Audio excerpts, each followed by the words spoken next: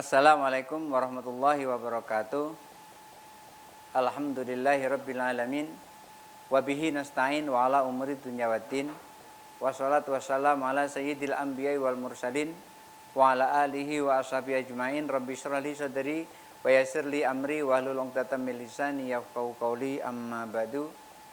Pemirsa Kompas TV Jambi yang dirahmati Allah, mari kita lanjutkan pengajian kita. Mudah-mudahan setelah ngaji ini kita lebih memahami ilmu fikih yang ulama-ulama wariskan kepada kita, yang ulama salaf wariskan kepada kita. Karena kita ini semuanya hakikatnya adalah salafi, kita ini adalah pengikut ulama salaf. Kita ini mengakui adanya Imam Hanafi, kita mengakui adanya Imam Maliki, kita mengakui adanya Imam Syafi'i, kita pun mengakui adanya Imam Ahmad bin Hambal. Maka di dalam organisasi NU 4 madhab ini diakomodasi seluruhnya, diakomodir seluruhnya. Seluruhnya diyakini kebenarannya. Oleh karena itu, ketika kita melakukan ibadah tidak mengikuti salah satu di antara 4 mazhab ini, kita membuat cara sendiri, berarti kita telah mendirikan mazhab sendiri. Oleh karena itu, bagus kata-kata kembali ke Al-Quran dan kembali ke hadis, tapi jangan sampai memahami Al-Quran dengan otaknya, jangan sampai memahami hadis dengan otaknya. Kita memahami Al-Quran berdasarkan ulama salaf memahaminya. Kita memahami hadis berdasarkan ulama salaf memahaminya. Kalau kita memahaminya seperti itu, niscaya kita tidak akan tersesat. Oleh karena itu, kita hakikatnya adalah salafi.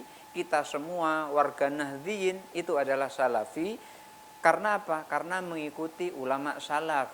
Apa yang dilakukan ulama salaf, kita ikuti. Seperti sholat tarawih 20 rakaat.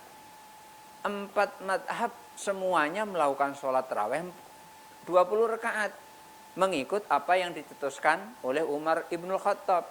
Maka Umar ibnul Khattab menyampaikan nikmatul bid'ati hadhihi. Umar bin Khattab menyampaikan seperti itu, sebaik-baik bid'ah adalah ini. Kenapa? Karena di zaman Rasulullah tidak ada sholat tarawih berjamaah. Adanya itu adalah di masa Umar bin Khattab. Karena adanya di masa Umar bin Khattab, sehingga Umar bin Khattab mencetuskan, menyampaikan nikmatul bid'ati hadhihi, sebaik-baik bid'ah adalah ini. Nah, di sini artinya apa? Kita mengikut apa yang telah dilakukan oleh ulama salaf. Berarti kita ini adalah salafi, mengikuti ulama salaf. Kalau kita salafi, berarti kita harus mengikut apa yang dilakukan oleh ulama salaf. Kalau ulama salaf sholat tarawihnya 20 rakaat, ya kita 20 rakaat. Masa ngikuti ulama salaf sholat tarawihnya 20 rakaat, kita sholat tarawihnya cuma 8 rakaat. Ya walaupun itu boleh, walaupun itu enggak masalah, tetapi jangan sampai orang yang melakukan sholat 20 rakaat kemudian dikatakan tidak benar. Sebaliknya orang yang melakukan sholat 8 rakaat juga tidak dikatakan, jangan sampai dikatakan itu tidak benar. Karena itu masalah sunnah, bukan masalah wajib. Lain halnya ketika masalah wajib seperti sholat fardu. Sholat fardu di mana-mana harus sama, tidak boleh berbeda. Oleh karena itu, yang pertama, sholat fardu itu ada pembagian-pembagiannya, ada waktu-waktunya. Nggak boleh sholat duhur dilakukan waktu asar, sholat asar dilakukan waktu maghrib, maghrib dilakukan waktu isya, isya dilakukan waktu subuh, subuh dilakukan waktu duhur. Nggak bisa seperti itu, harus melakukan sesuai dengan waktu-waktunya. Oleh karena itu, kita harus tahu kapan masuk waktu duhur itu. Tidak berdasarkan jam, oh zuhur itu adalah jam 12:14. Iya, kalau di Jambi seperti itu. Kalau di Jawa Timur tidak jam 12:14. Kalau di Mekah juga tidak jam 12:15 atau jam 12:14 seperti di Jambi ini. Jadi kita harus tahu ukurannya bukan jam, tapi ukurannya adalah matahari. Wa awwalu waqti dzuhri idza zalatis samsu. Awal masuk waktu zuhur itu adalah ketika matahari itu sudah tergelincir ke arah barat. Kalau matahari itu sudah gelincir condong ke arah barat, maka masuklah awal waktu zuhur. Wa akhiru idza sara dhillu kulli syai'in mislahu. Dan akhir waktu zuhur itu adalah ketika bayang-bayang matahari itu sama dengan bendanya. Ketika kita negakkan benda, bayang-bayangnya itu sama dengan bendanya.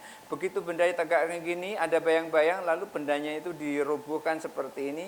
Oh, ternyata sama panjangnya. Ketika sudah sama panjangnya seperti itu, maka itu akhir masuk waktu zuhur, berarti adalah awal masuk waktu asar. Maka awal waktu zuhur itu adalah pas matahari tergelincir ke atas ke arah barat, bukan pas matahari di tengah kepala kita. Kalau matahari di atas kepala kita itu namanya waktu zawal. Itu haram untuk melakukan sholat sunnah, haram untuk melakukan sholat sunnah apa saja pada saat itu, kecuali sholat wajib. Kalau sholat sunnah, sholat wajib maksudnya adalah sholat qadha. Tidak boleh melakukan sholat qobliyah zuhur atau sholat sunnah apa saja, tidak boleh.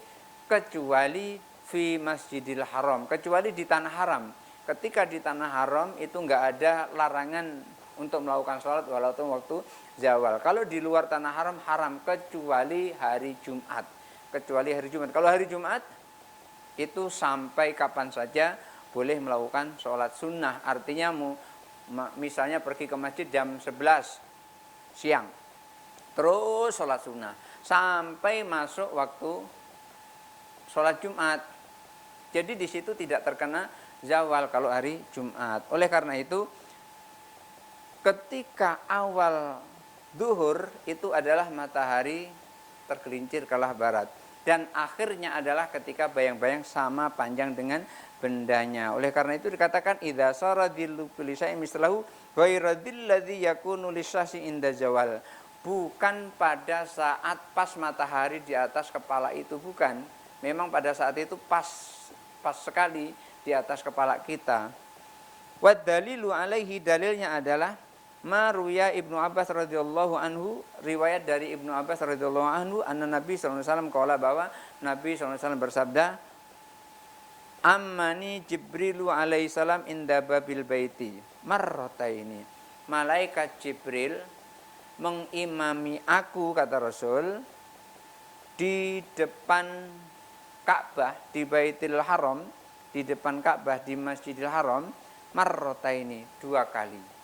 Jadi malaikat Jibril mengimami Rasulullah di hadapan Ka'bah atau di depan Ka'bah itu 2 kali.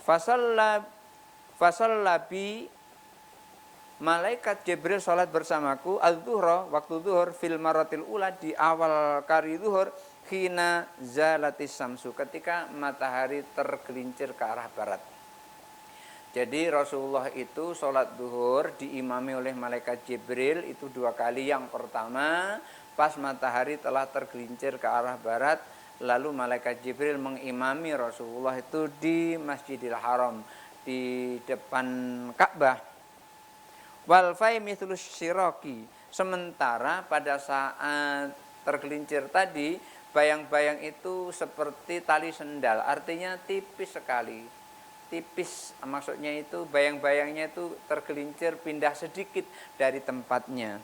Tsumma shalla bil marratil akhirati, lalu malaikat Jibril sholat denganku yang kedua kalinya, hina kana dhillu kulli syai'in mislahu, ketika bayang-bayang benda itu sama panjang dengan bendanya. Jadi Rasulullah melakukan sholat itu contohnya adalah malaikat Jibril alaihissalam. Sholat zuhur pertama dicontohkan pas matahari tergelincir ke arah barat, bayang-bayangnya tipis seperti tali sendal, artinya tidak panjang. Lalu Rasulullah menjadi makmum dari malaikat Jibril. Terus yang kedua kalinya malaikat Jibril datang lagi, lalu mengimami sholatnya Rasulullah SAW. Sholat zuhur masih kapan? Sholatnya adalah pas ketika bayang-bayang benda itu sama panjang dengan bendanya. Artinya ketika ditegakkan begini, kemudian terus dibaringkan seperti ini, itu bayang-bayang itu sama panjang dengan bendanya. Maka pada saat itu, itulah akhir masuk waktu Maksudnya adalah akhir waktu zuhur. Dan di situ sudah mulai masuk waktu asar. Jadi waktu zuhur itu bukan jam 12 lewat 14, tetapi zuhur itu adalah pas matahari tergelincir ke arah barat. Ketika matahari tergelincir ke arah barat pas jam 12 lewat 14, itulah waktu zuhur. Tapi bisa jadi waktu zuhur itu adalah pas jam 12.00, bisa jam 12 lewat 5 menit, bisa jam 12 lewat 6 menit, dan seterusnya. Yang penting jam 12 lewat 10 menit itu bayang-bayang itu telah tergelincir. Artinya matahari telah tergelincir ke arah barat. Di bagian timur itu ada bayang-bayang benda itu. Oleh karena itu ukurannya adalah bukan jam, tapi ukurannya adalah bayang-bayang matahari. Jam itu bisa digunakan kalau matahari tidak kelihatan, artinya cuaca mendung, bisa menggunakan jam. Tetapi kalau cuacanya cuaca cerah, itu paling mudah mengukurnya adalah dengan matahari. Tegakkan kayu, kemudian dibatasi bayang-bayangnya, sudah ke arah timur atau masih di bawah atau masih di arah barat.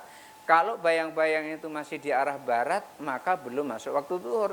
Tapi kalau sudah di arah timur, bayang-bayangnya di arah timur, maka pada saat itu sudah masuk waktu zuhur. Barangkali itu saja dulu yang bisa saya sampaikan tentang sholat zuhur, kapan waktunya. Jangan sampai kita melalaikan sholat. Hadanallahu wa iyyakum ajmain. Wallahul muwaffiq ila aqwamit thoriq. Wassalamualaikum warahmatullahi wabarakatuh.